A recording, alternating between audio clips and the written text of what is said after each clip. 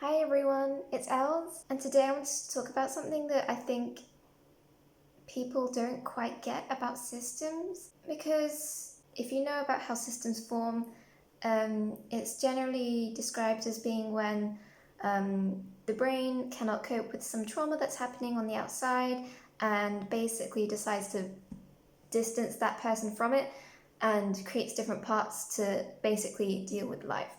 I guess that kind of description is accurate, that is what happens, but I also sometimes think it kind of sounds like once you've had this system built that's, protecting you from stuff, it sounds like everything's going to be okay. But just because you have protection and a mechanism for coping with it doesn't really mean that it actually works some of the time.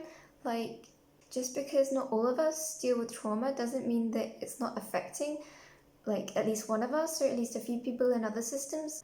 And unfortunately, in our system, it's Sammy who's the little who deals with most of it because she is the one that's sort of stuck in that kind of time period, if you know what I mean. And so when something bad happens to us and makes us feel down, she's the one that comes out and deals with it, and also everything else, which you probably wouldn't usually think is appropriate for a child, which it's not, but that's just how our system works, and we can't really do anything about it apart from try and look after her the best that we can.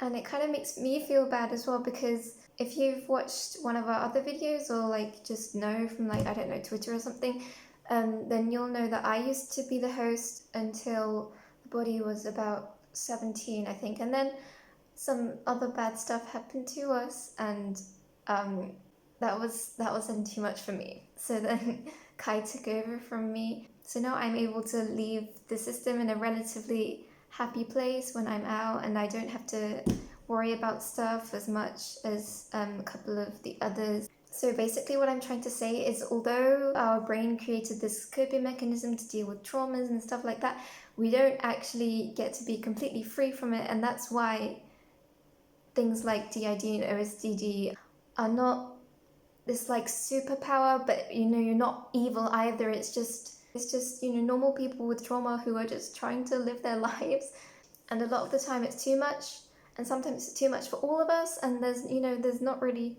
at those times, there's not much we can do. We can't just switch into nothing. Well, we kind of do, because we would just dissociate really hard, and that's, I guess, the alternative. And like, get really switchy and everyone's out and no one's out, and it's just sort of everywhere. And that's why these kinds of disorders require treatment, because the human brain isn't perfect. We go through stuff and then we have to live with it. That's how things work, unfortunately. OSDD and DID isn't just being a system, it is also like incorporated all the horrible parts of PTSD and things like that. So it's not just like, oh, there are other people in my head and it's a bit crazy sometimes. It's not like that. Even though there's so much of it that was, created by the brain to protect the brain, it's all very realistic, and it's not some fantasy. I'm not really quite sure where I'm going with this now, but I think you get my point. Just because some alters get lumbered with having to deal with trauma and things like that doesn't mean that it's not affecting them as well. So even if then a lot of us aren't dealing with their trauma, the alter that is then dealing with the trauma, they have to then live with that. So, no matter what, there's still someone who's struggling. And that's why it takes so much effort and motivation to try and heal these sorts of things once they've happened, because there's nothing else that you can do. The brain isn't just going to heal itself, because it can cope, but it won't heal as much as when you actually try to treat it, obviously, because there's a root cause that needs to be directly dealt with, and it won't just disappear. So it's not fun.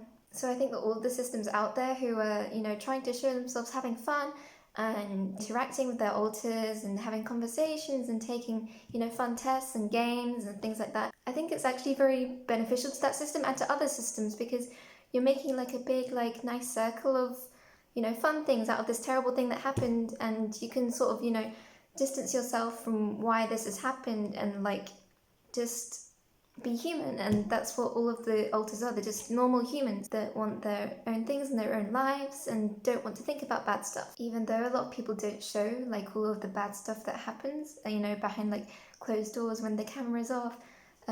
It's actually not so fun, but it's just like everyone else has good days and bad days. So yeah, I feel like people forget that a lot, that people with OSDD and DID are just normal humans and they just want to chill. So yeah, that's basically all I wanted to say. And I know that people have been asking for us to make another video of some sort, so I'm out here doing that.